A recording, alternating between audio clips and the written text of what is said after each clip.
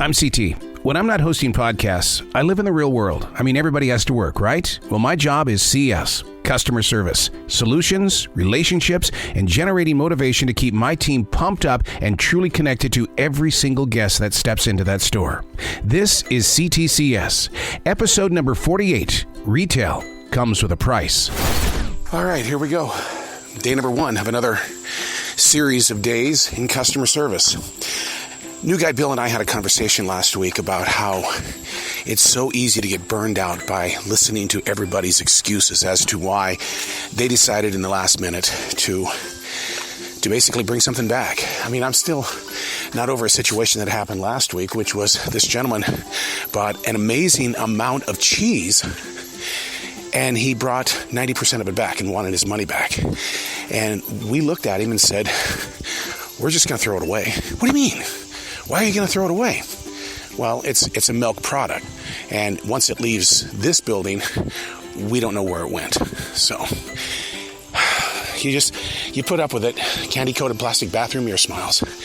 But here we go. This is the transition walk, and I think this one really needs to be an intention walk. My intentions today are. I think I did something pretty stupid today. I did my blood work for my cholesterol, and the blood work showed that it had really increased. And so the doctor goes, "Well, we need to raise your medicine, and to go from 40 to 80% or 80 milligrams." And so I had 40 milligrams at home, and he says 80. Okay, so I'll take 2, and there's the 80. We'll get this thing started. And but now I feel like I've gotten my ass kicked. I have absolutely no energy. And here's where I'm really pissed off at myself. Why didn't I call the doctor first? Well, one of the things that we do in customer service is we are in control of the smoking products. And for 2 years, I've always just poked the things in there, never realizing that it's a drawer. You pull out the drawer and you easily put the cigarettes and all that kind of stuff in there. Blew me away. I learned a trick today from new guy Bill. Walking through the warehouse where all the different food is stored and everything like that, the meat department is washing the floor, and the drain is clogged. I mean, it's flooded like you wouldn't believe back there. And of course, the thing I'm thinking about more importantly is someone's going to come walking through here. They're going to slip. They're going to fall. They're going to get an injury of their leg or even a fall on their arm and stuff like that. So we got to get Drano. Drano at the grocery store. We've had a complete electronic shutdown. All the registers are shut down. Nobody is getting to use their cards, their EBT cards or anything like that. So everything is shut down at this time. We're trying to figure out how to reboot this as immediately as possible. The main thing that we need to do is we need to maintain. We need to keep our level of energy down, and we need to find focus. But it's trying to convince the guests that not to freak out. We're going to get them checked out just in time and everything like that. So, but if we start freaking out on our side at CS, then they're going to think they're, have a reason to freak out as well. Things have finally calmed down in the store. Nobody really knows the reason why we had an electronic failure. All I know is that we went 6 deep on each one of the registers. And then the last time that this happened, the craziest thing was that people just left their carts and left it in the store. And then we had thousands of dollars worth of groceries that we had to put back. But at this point in time, things are looking much better, running a lot smoother. So good for the team for not freaking out. Like I said, if we freak out, people are going to freak out. So we have to remain calm. Transition walk into day number 2. Maybe I need to explain what a transition walk is, because we're so deep into this and it has become a part of C.T.C.S. It's I'm a podcaster. I get the blessed opportunity to talk with a lot of famous people, and to be in that state of mind only to go work at a grocery store is like, oh man, not the same people. They my guests at the store are not the people that I interview, and the people I interview are not my guests. And so I have to do a transition walk because I have to have separation between church and state. Who I am in the studio is not who I am in the grocery store. And so I take these daily transition walks so that I can clear the head, the heart, be prepared to serve the community and not serve myself. I can hear you singing that Christmas song all the way in the front. I'm not singing it, I'm whistling. Well, you're whistling. What are you doing? That's a powerful whistle. I can whistle really good. All right, well, thanks for sharing the Christmas music.